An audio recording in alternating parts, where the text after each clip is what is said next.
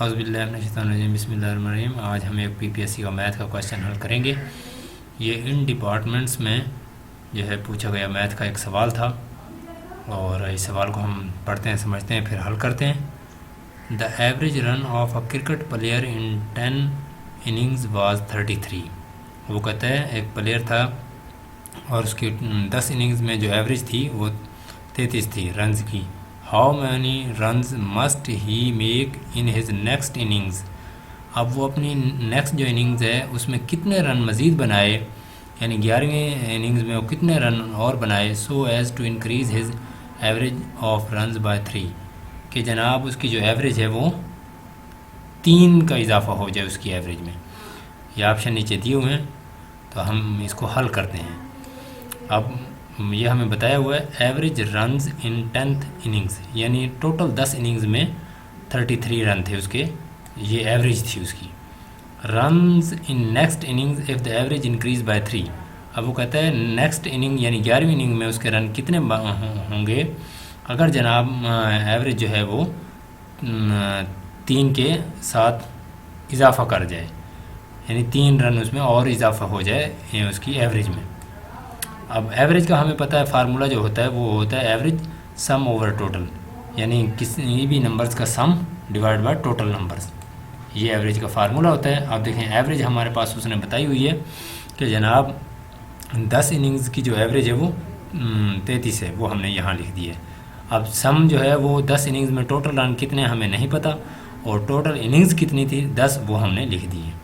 तो जनाब जब हमने इसे हल करेंगे तो दोनों तरफ इक्वेशन को 10 से मल्टीप्लाई कर देंगे, तो सम जो हमारे पास आ जाएगा वो 330 आ जाएगा, यानी हमारे पास उसकी जो 10 इनिंग्स के अंदर टोटल रन्स थे वो 330 थे। अब हमारे पास जनाब हमें पता है, ऊपर बताया हुआ है कि उसकी एवरेज जो है वो 3 रन्स के इजाफे के साथ बढ़ गई है। तो नेक्स्ट इनिंग्स में जो है 3 रन इजाफा हुआ है और उसकी एवरेज 3 के मज़ीद इजाफा हो गया। तो अब हमारे पास उसकी जो 11वीं इनिंग्स होगी, जो नेक्स्ट इनिंग्स जिसको हम कहेंगे, उसमें कितने रन बन जाएंगे, उसकी एवरेज कितनी होगी। तो 33 हमारे पास तो ये 10 की दी हुई थी और क्योंकि हम 11वीं की निकाल रहे हैं तो उसमें मज़ीद 3 का इजाफा करेंगे जैसा कि उसने बताया हुआ था, तो 36 रन हो जाएंगे। एवरेज निकल आइए हमारे पास नेक्स्ट इनिंग्स, जिसको 11th इनिंग्स भी कह सकते हैं। तो दोबारा से वही अब हम जनाब 11वीं इनिंग्स का एवरेज निकालेंगे, एवरेज वो फार्मूला लगाएंगे। अब हमारे पास एवरेज 11वीं इनिंग्स की जनाब एवरेज हमारे पास दी हुई है वो 36 बन गई है। अब 11 इनिंग्स में टोटल रन कितने बने नहीं पता और टोटल इनिंग्स कितनी है 11, वो हमने इस पर डिवाइड कर दिया। तो हम क्या करेंगे, इक्वेशन को दोनों तरफ 11 से मल्टीप्लाई कर देंगे। ये मल्टीप्लाई किया तो ये हमारे पास सम जो है वो 396 आ गया है, यानी अब हम इनको कह सकते हैं ये टोटल रन्स हैं 11 इनिंग्स के अंदर उसके। अब हमने ये रन भी निकाल लिए, 10 इनिंग्स के अंदर टोटल रन उसके कितने बने 330 और 11 इनिंग्स के अंदर टोटल रन उसके कितने बने 396। अब हमें चाहिए उसकी 11वीं इनिंग्स के नंबर, वो हमें निकालने थे।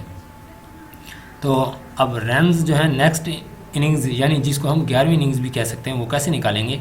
तो 11 इनिंग्स के अंदर जो टोटल उसके रन थे वो माइनस कर देंगे 10 इनिंग्स के अंदर जो टोटल रन थे वो, तो 396 11 इनिंग्स के टोटल रन थे उसके, उसमें से जनाब 330 को माइनस कर देंगे जो कि उसके टोटल रन बनते थे 10 इनिंग्स में।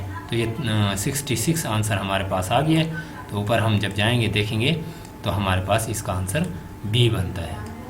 इसके बाद भी अगर आपको कोई चीज़ समझ ना आई हो तो कमेंट सेक्शन में आप कमेंट करके पूछ सकते हैं।